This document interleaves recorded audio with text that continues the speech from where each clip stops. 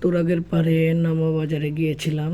তো এখানে আসলে এমন কোনো পশু পাখি নেই যে পাওয়া যায় না। হাঁস, মুরগি, তিতির, কবুতর, বাজিরিকা, টিয়া, ঘুঘু, কোয়েল সব রকম পাখি এখানে পাওয়া যায়।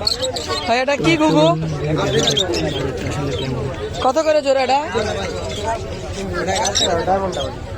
কত করে জোড়া? এখানে হাঁসের বাচ্চাও রয়েছে, যেগুলো খুবই সস্তা। এখান থেকে অনেকেই কিনে নিয়ে যাচ্ছে। এছাড়া ব্রাহ্মা মুরগি সহ আরও অনেক রকমের মুরগির বাচ্চা আছে, যেগুলো আসলে এই হাটে বিক্রি হয়। এছাড়াও রয়েছে হরেক রকমের হাঁস, রাজহাঁস, পাতিহাঁস, খাকি ক্যাম্বেল, চীনা হাঁস। আর এইভাবে রাস্তার পাশেই দেশি মুরগিও পাওয়া যায় এবং হাঁস নিয়ে এসে রেখেছে। এগুলো অনেকেরই বাড়ির পোষা।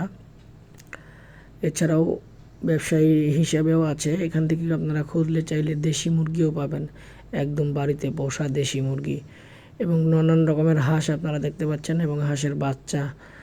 আর প্রত্যেকটা ঝুড়ি, বড় বড় ঝুড়িতে কবুতর, মুরগি, দেশি মুরগি,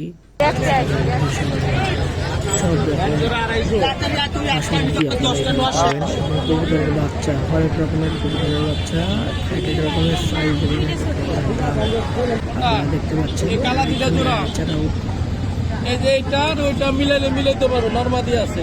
আর ওইটা আর ওই যে কোনারটা হইলো অরিজিনাল জোড়া। এটা কি মাদি কইতাছেন? এইটা নর, এটার মাদি ওই যে ওইটা এটা। হ্যাঁ।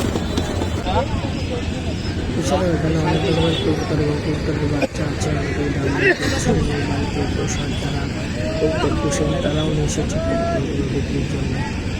খুবই সুন্দর একটা ভাই রে ভাই, এখানে নাই কে?